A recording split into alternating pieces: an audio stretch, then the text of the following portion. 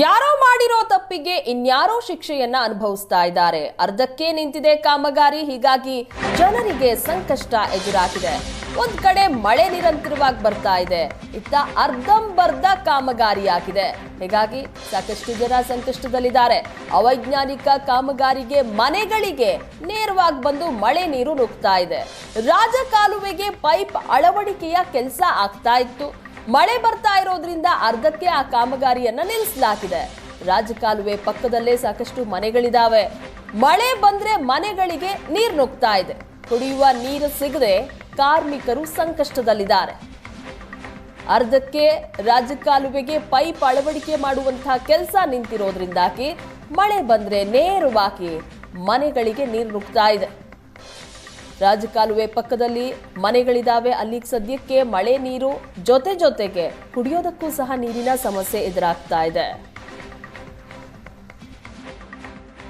ಯಾರೋ ಮಾಡಿರುವ ತಪ್ಪಿಗೆ ಇನ್ಯಾರೋ ಶಿಕ್ಷೆ ಅನುಭವಿಸಬೇಕಾಗತ್ತೆ ಅನ್ನೋದಕ್ಕೆ ಸ್ಪಷ್ಟವಾದ ನಿದರ್ಶನ ಬೆಂಗಳೂರಿನಲ್ಲಾಗಿರುವಂತಹ ಮಳೆ ಅವಾಂತರಗಳು. ಸದ್ಯಕ್ಕೆ ನಾನು RR ನಗರದಲ್ಲಿದ್ದೀನಿ.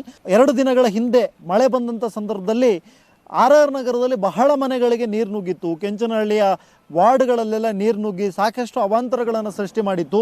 ಈ ಅವಾಂತರಕ್ಕೆ ಕಾರಣ ಆಗಿದ್ದು ಒಂದು ಕಾಮಗಾರಿ ನಿಂತಿರೋದು, ಇನ್ನೊಂದು ಕಾಮಗಾರಿ ಪ್ರಗತಿಯಲ್ಲಿರೋದು. 2 ಕಾಮಗಾರಿಗಳನ್ನು ಮಳೆಗಾಲದ ಮುಂಚಿತವಾಗಿ ಆರಂಭ ಮಾಡಿದ್ದಾರೆ. ಯಾಕೆ ಅನ್ನುವಂಥದ್ದು ಗೊತ್ತಿಲ್ಲ. ಇಲ್ಲಿ ಒಂದು ಕಾಮಗಾರಿ ಇಲ್ಲಿಂದ ಫ್ಲೈಓವರನ್ನು ಕೊಟ್ಟು RR ನಗರ ಮೆಟ್ರೋ ಸ್ಟೇಷನ್ವರೆಗೂ ಕೂಡ ತೆಗೆದುಕೊಂಡು ಹೋಗಬೇಕು ಅನ್ನುವಂಥ ನಿಟ್ಟಿನಲ್ಲಿ ಒಂದು ಫ್ಲೈಓವರ್ ಕಾಮಗಾರಿ ಶುರುವಾಗುತ್ತೆ.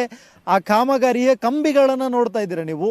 ಅದರ ಆ ಕಡೆ ಭಾಗದಲ್ಲಿ ಮೋರಿ ಇದೆ, ಕೆಂಗೇರಿ ಮೋರಿ ಅಂತ ಏನು ಕರಿತೀವೋ, ವೃಷಭಾವತಿ ನದಿ ನದಿ ಇರುವಂಥ ಜಾಗ. ಅದರ ಮೇಲೆ 2 ಕಂಬಗಳನ್ನು ಹಾಕಲಾಗಿದೆ. ಕಂಬಗಳನ್ನು ಹಾಕೋದಕ್ಕೆ ಅಂತ ಹೇಳಿ ಪಿಲ್ಲರ್ಗಳನ್ನು ಶುರು ಮಾಡಿರುವಂಥದ್ದು. ಕೆಂಗೇರಿ ಮೋರಿ ಏನಿದೆ ಇದು ಹಿಂಗೆ ಟರ್ನ್ ಆಗಿ ಬರುತ್ತೆ. ಆ ಟರ್ನ್ ಆಗಿ ಬರುವಂಥ ಜಾಗದಲ್ಲಿ ಕೂಡ 2 ಕಂಬಿಗಳಿದೆ. ಇಲ್ಲೆಲ್ಲ ಗಮನಿಸ್ತಾ ಇದ್ರೆ ಅಲ್ಲಿಂದ ಅಲ್ಲಿಗೆ ರೋಡ್ ಹೋಗಬೇಕಾಗಿದ್ದು, ಆ ರೋಡ್ ಕನ್ಸ್ಟ್ರಕ್ಷನ್ ಅಲ್ಲೇ ನಿಂತಿದೆ. ಎಷ್ಟು ಟೈಮ್ ಆಗಿದೆ ಅಂತ ಹೇಳಿದ್ರೆ ಅದರ ಮೇಲೆ ಬೆಳೆದು ನಿಂತಿರುವಂಥ ಒಂದಿಷ್ಟು ಬಳ್ಳಿಗಳೇ ಅದಕ್ಕೆ ಸಾಕ್ಷಿ. ತುಂಬ ಟೈಮ್ ಆಯಿತು ಅನ್ನೋದಕ್ಕೆ ಆ ಕಾಮಗಾರಿ ಬಹುಶಃ ಇನ್ನು ನಡೆಯೋದೂ ಇಲ್ಲ, ಅದು ಅರ್ಧಕ್ಕೆ ನಿಂತು ಹೋಗಿದೆ. ಯಾಕಂತ ಹೇಳಿದ್ರೆ ಅದಕ್ಕಾಗಿ ಅಲ್ಲಿ ಆ ಕಂಬಗಳ ಇದಕ್ಕೆ ಒಂದು ಕಾಂಪೌಂಡನ್ನು, ಆ ವಾಲ್ಗಳನ್ನು ಹಾಕಲಾಗಿತ್ತು. ಆ ವಾಲ್ಗಳನ್ನು ಹಾಕಿದ ಜಾಗದಲ್ಲಿ ಇವರು ಅದನ್ನು ತೆಗೆದು ನಾವು ಹೊಸದಾಗೇನೋ ರೋಡ್ ಮಾಡ್ತೀವಿ ಅಂತ ಹೇಳಿ ಅಲ್ಲಿ ಹಾಕಿರುವಂಥ ಒಂದು ಕನ್ಸ್ಟ್ರಕ್ಷನ್ ಏನಿದೆ, ಆ ಕನ್ಸ್ಟ್ರಕ್ಷನಿಂದನೇ ನೀರು ಒಳಭಾಗಕ್ಕೆ ನುಗ್ಗಿ ಬಂದಿರೋದು.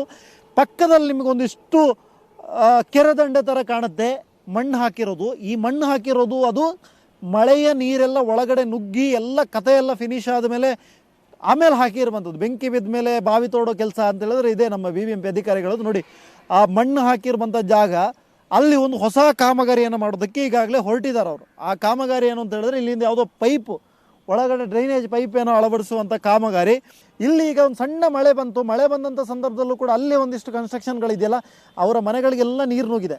ಇವರೆಲ್ಲ ಉತ್ತರ ಕರ್ನಾಟಕದಿಂದ ಬಂದು ಇಲ್ಲಿ ಇರುವಂಥದ್ದು. ಇನ್ನು ಆ ಕಡೆ ಭಾಗ, ಇನ್ನು ಮೋರಿ ಆ ಕಡೆ ಭಾಗದಲ್ಲಿ ನೋಡ್ತಿದ್ರೆ ಅಲ್ಲೂ ಕೂಡ ಎಲ್ಲ ಇಲ್ಲಿಗಲ್ ಕನ್ಸ್ಟ್ರಕ್ಷನ್. ಬಫರ್ ಝೋನ್ನಲ್ಲಿ ಯಾವುದನ್ನು ಕಟ್ಟಬಾರ್ದು, ಬಫರ್ ಝೋನ್ನಲ್ಲಿ ಆ ನಿಯಮ ಇದೆ, ಈ ನಿಯಮ ಇದೆ, ಸೆಟ್ ಬ್ಯಾಕ್ ಬಿಡಬೇಕು, ಎಲ್ಲ ನಿಯಮಗಳನ್ನು BBMP ಅಧಿಕಾರಿಗಳು ನೋಡೋದೇ ಇಲ್ಲ. ಇದು ಕೂಡ ಒಂದು ರೀಸನ್ನು. ಕನ್ಸ್ಟ್ರಕ್ಷನ್ ಸರ್, ನೀವೆಲ್ಲ ಇದು ಕನ್ಸ್ಟ್ರಕ್ಷನ್ ಏನೋ ಮಾಡ್ತಾ ಇದ್ರಲ್ಲ, ಏನು ಕನ್ಸ್ಟ್ರಕ್ಷನ್ ಅದು?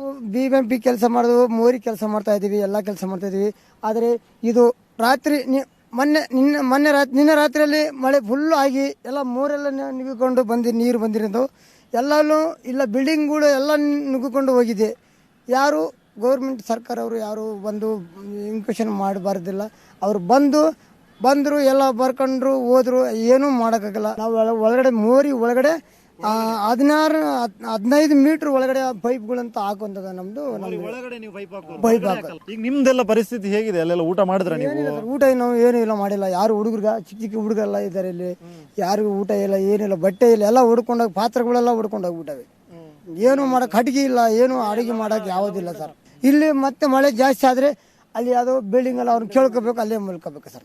ಯಾವ ಊರಿನಿಂದ ಬಂದಿದ್ದೀರಾ ನೀವು? ಸರ್ ನಮ್ಮದು ಗುಲ್ಬರ್ಗ, ರಾಯಚೂರು, ಹುಬ್ಳಿ ಅವೆಲ್ಲಂತ ಬಂದು ಎಲ್ಲರೂ ಎಲ್ಲ ಕಡೆಯಿಂದ ನಾವಿದ್ದೀವಿ ಸರ್. ನಾವು ಉತ್ತರ ಕರ್ನಾಟಕದಲ್ಲವ್ರು ಎಲ್ಲರೂ ಇದ್ದೀವಿ ಸರ್. ಉತ್ತರ ಕರ್ನಾಟಕದಲ್ಲಿ ಭಾಗ ಇದ್ದೀವಿ ಸರ್ ನಾವಿಲ್ಲಿ.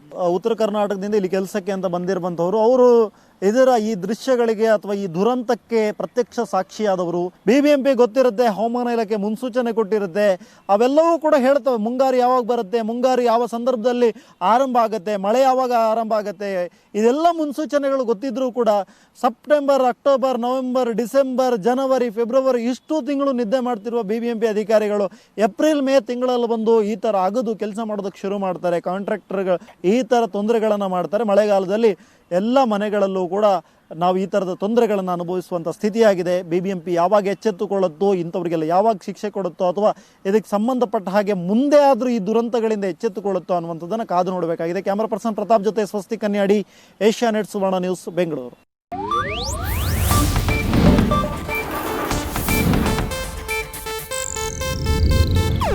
ಇದು ಏಷ್ಯಾನೆಟ್ ನ್ಯೂಸ್ ನೆಟ್ವರ್ಕ್ ಪ್ರಸ್ತುತಿ.